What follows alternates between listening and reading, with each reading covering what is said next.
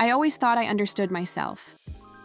I grew up in the cold edges of St. Petersburg, with pale winter sun that never seemed to shine long enough, and I became the kind of woman who loved routine.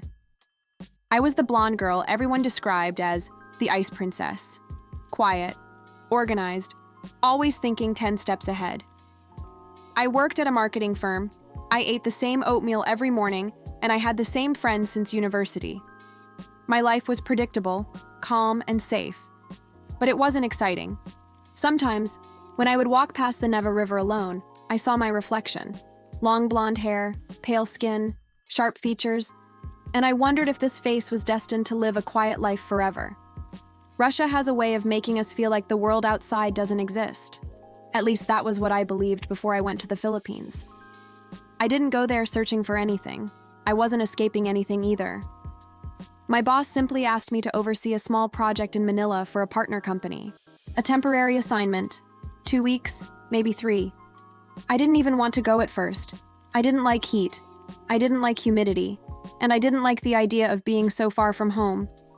But I went anyway, because I was the type of woman who did what was expected of her.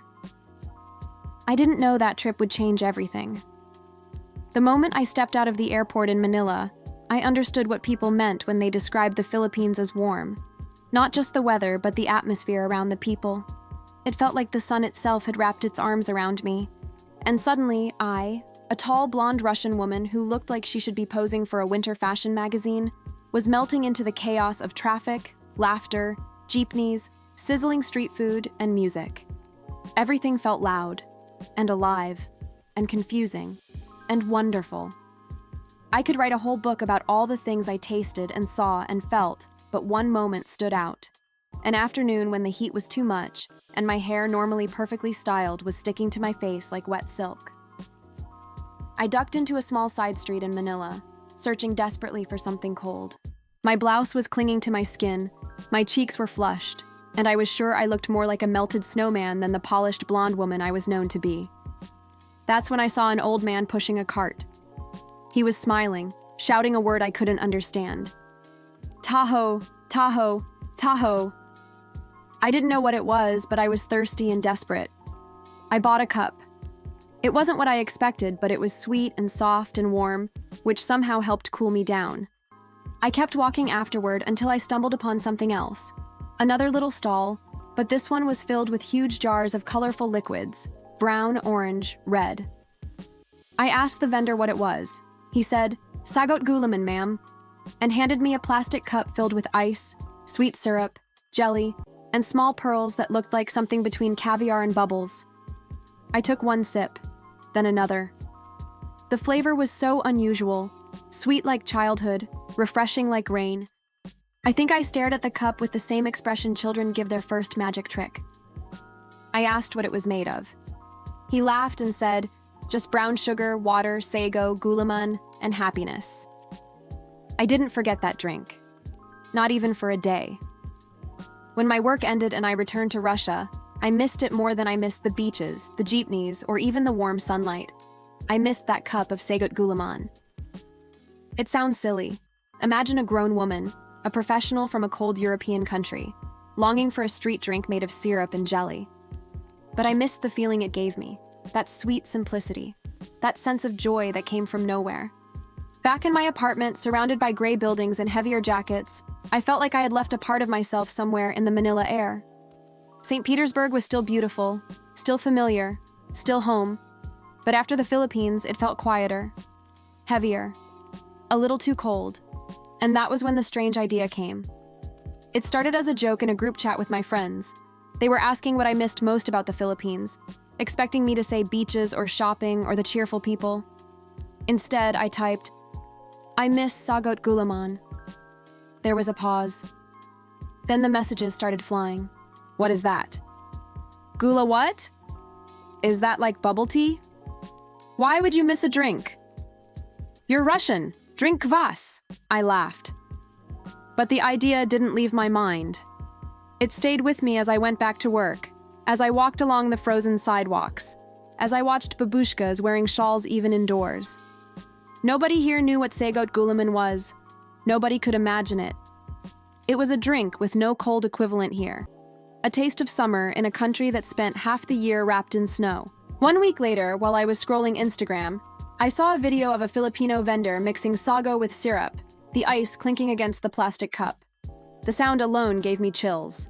And suddenly the idea wasn't funny anymore. It was possible. What if I brought this drink to Russia? What if I opened the first ever Sago't Gulaman Café in my country? What if, in a city buried in snow, I opened a place that served sunshine in a cup? I looked at myself in the mirror. My long blonde hair, my pale eyes, my winter skin. I looked like the last person who should do something like this. But maybe that was exactly why I needed to do it. The following week was a blur.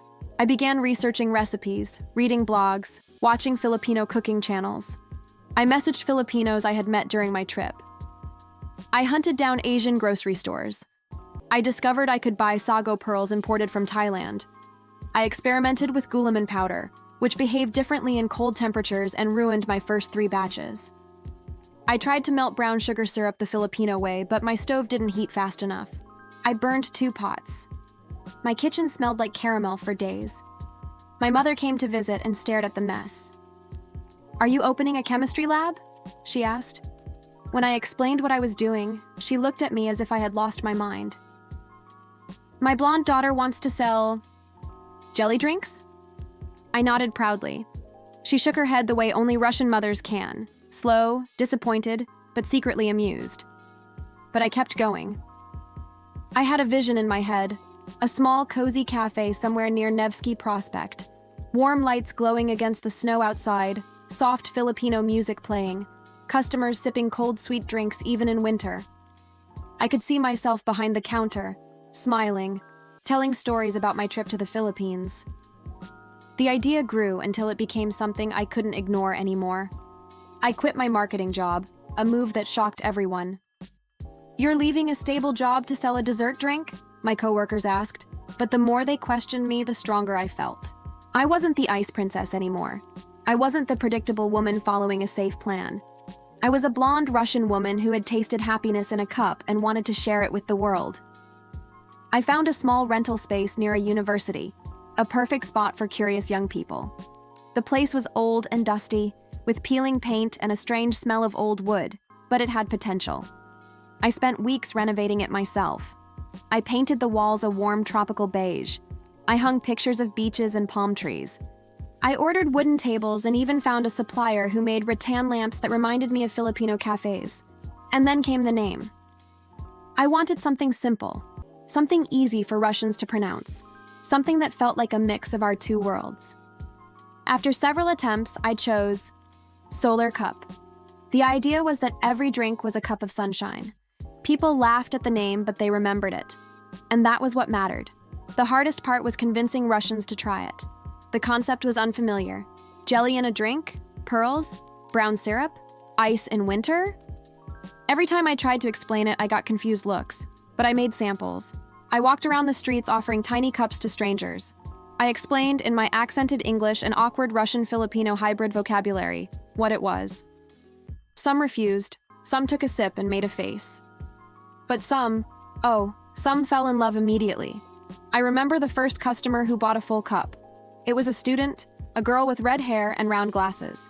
She took a sip, paused, looked at the cup and said, "It tastes like vacation." My heart soared. On opening day, I stood behind the counter of my tiny cafe, my blonde hair tied back, my apron clean, my hands shaking with nerves. Snow was falling outside. The street was quiet. I wondered if anyone would come. At 11 in the morning, 1 person walked in, then 2, then a small group, then more. And soon the cafe was full. Not crowded, but comfortably warm, filled with curious voices and the clinking of cups. Some people ordered out of curiosity, some because they liked the idea of an exotic drink, some because they had traveled to Southeast Asia and missed the tropical flavors. And every time someone took their first sip, I watched their expression. The raised eyebrows, the slow smile, the laugh, the surprised gasp, the delighted hum. Sago't Gulaman was winning Russia over, 1 cup at a time. When I locked the door that night, exhausted but glowing, I sat alone in the dim light of my cafe. The snow outside reflected the street lamps, making everything shimmer. I held a cup of Sago't Gulaman in my hands, the ice melting slowly, the syrup swirling. I whispered to myself, I did it. But deep down, I knew this was just the beginning. Because the next day, something happened. Something that would turn my small cafe into a national phenomenon. And I wasn't ready for what came next. The next morning, I woke up with aching arms, a stiff back, and the sweet smell of brown sugar syrup stuck in my hair. I pulled my long blonde hair into a messy bun, threw on a coat, and hurried through the snow toward my cafe. The air was icy enough that my eyelashes sparkled with frost, but I didn't care. My mind was still warm from the memory of yesterday's success. I thought opening day was special. I thought that was the highlight. I thought maybe I'd have a slow but steady flow of customers for the next few weeks. I had no idea that Russia was about to explode with Sago't Gulaman fever. When I unlocked the door to my cafe, I heard voices. Many voices. I froze. My hand was still on the doorknob. The sound wasn't coming from inside. It was coming from outside.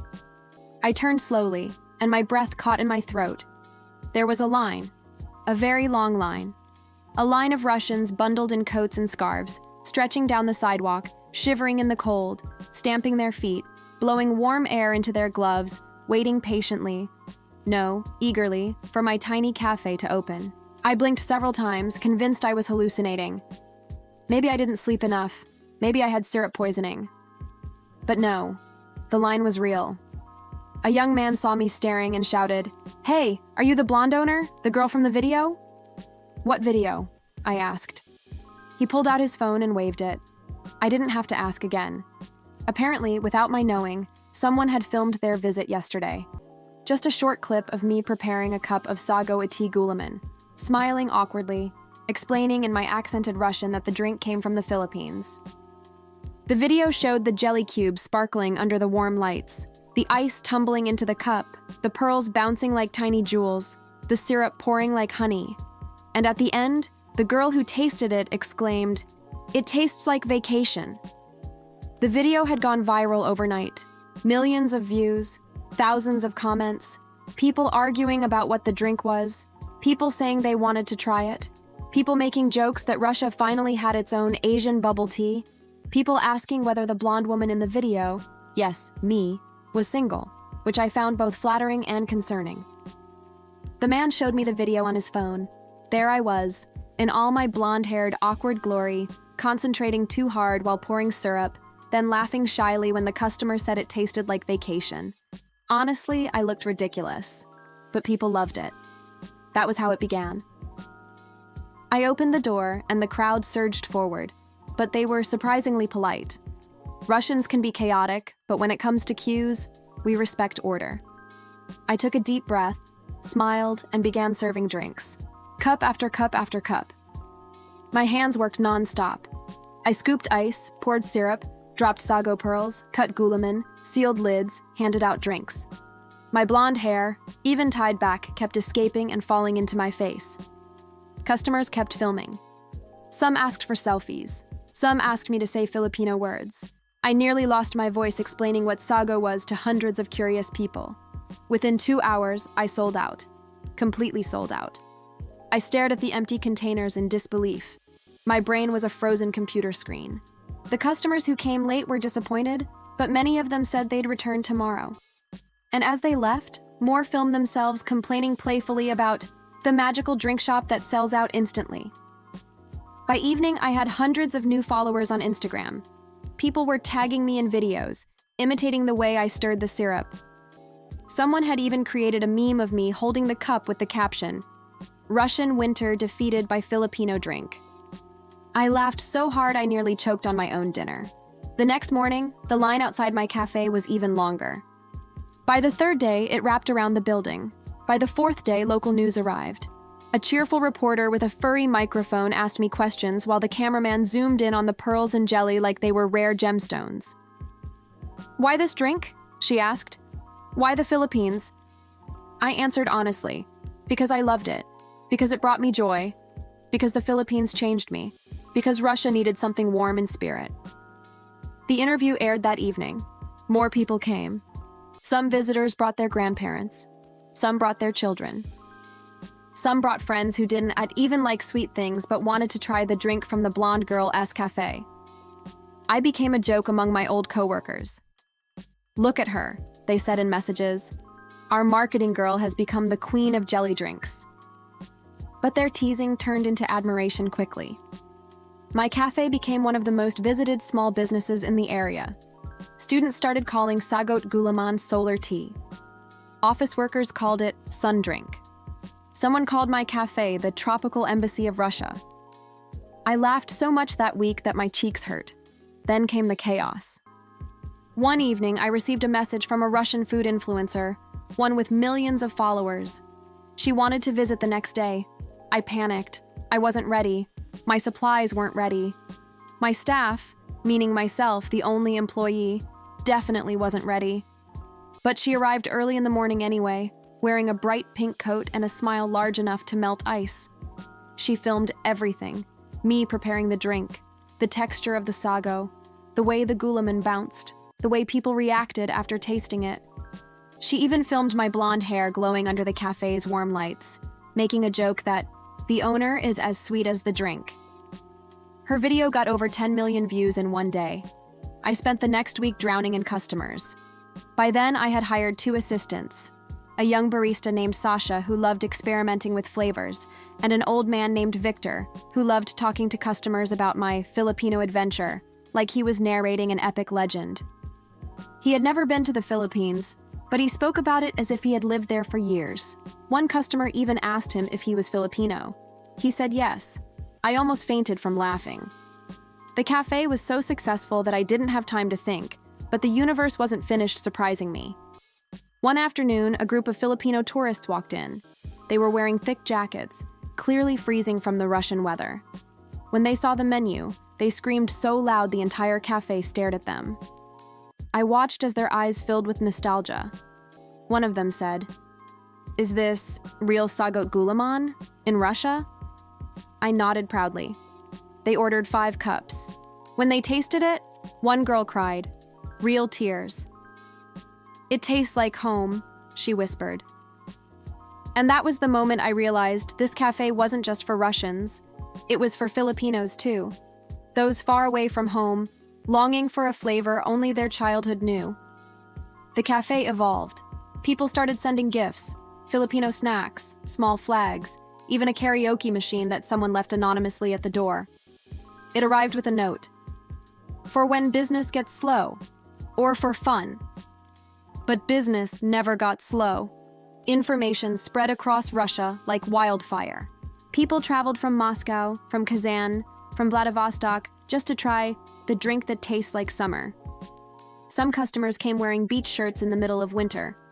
Others joked that my cafe was their therapy. Someone even wrote an official review saying, "This drink is better than antidepressants." I felt like I was living in a dream. Me, a blonde woman from St. Petersburg, had accidentally created a cultural phenomenon. But popularity came with unexpected problems too. One morning, as I arrived, there were news vans parked outside, and a huge banner someone hung across the street that read, "The Russian-Filipino Drink Revolution." I couldn't stop laughing. Inside the cafe, reporters crowded around me, asking things like, "Are you planning to open franchises?" And "Why not open in Moscow or Siberia?" I didn't know how to answer. I was just trying to keep the syrup from burning and the sago from sticking together. Then something truly wild happened. A Russian businessman, very tall, very serious, very expensive coat, walked into the cafe and ordered a drink. He took one sip, then stared at the cup like he had seen God. He asked me to step aside so we could talk privately. I thought he was going to complain about the sweetness. Instead, he made a proposal. He wanted to invest, not in one cafe, not in 2. He wanted to open 20 branches across Russia. "Filipino drinks are the future," he declared dramatically. "Russia is ready for tropical sweetness." I felt dizzy. Me? Managing franchises? I wasn't prepared. I didn't even know how to run one cafe properly. But he insisted that my story, my appearance, he specifically said, "Your iconic long blonde hair," and my connection to the Philippines were marketable. He wanted a partnership. I said I would think about it. But the more days passed, the more I realized something important. I didn't want to turn my cafe into a soulless chain. Not yet. I wasn't ready to give up the magic of making each cup with my own hands. I didn't want to lose that connection with customers, the joy on their faces when they tried it, the stories they shared, the laughter, the curiosity. So I rejected the offer. People told me I was crazy, but I felt peace. Instead, I focused on improving the cafe. I added Filipino desserts like lech flan and turon. I introduced seasonal flavors like winter cinnamon sago and strawberry gulaman. I hosted small events, Filipino storytelling nights, cultural exchanges, karaoke Saturdays. The cafe became more than a business. It became a bridge between two worlds. Then one day, a box arrived addressed to me. Inside was a handwritten letter and several bags of ingredients: real gulaman, real brown sugar, and fresh packaging with Filipino text. The letter said, "We heard about your cafe in Russia. We're proud that you brought a piece of our country to yours. Continue sharing the sweetness of the Philippines." It was signed by the vendor from Manila, the same man who sold me my first cup of Sago't Gulaman. I cried. And when I served the first cup made with those ingredients, I felt the joy all over again. The customers didn't notice the difference, but I did. It felt like I had closed a circle, from the moment I first tasted the drink in the heat of Manila to serving it in the frozen streets of Russia. As winter turned to spring, the cafe only grew more popular. The lines outside shortened but never disappeared. People began calling my cafe a symbol of warmth, connection, and cultural harmony. I became known as the blonde woman who brought sunshine to Russia. And perhaps for the first time in my life, I felt like I had found my purpose. I wasn't the ice princess anymore. I was the one who turned snow into summer. And every time I lifted a cup of Sago't Gulaman to my lips, I remembered where this journey began, on a hot street in Manila, with sweat on my skin, heat in my hair, and the taste of happiness in a cup. The world is big, but sometimes the smallest things, like a sweet drink from a faraway country, are the ones that change everything. And I, a blonde Russian woman who once feared change, had become the keeper of sunshine in the coldest city in my world.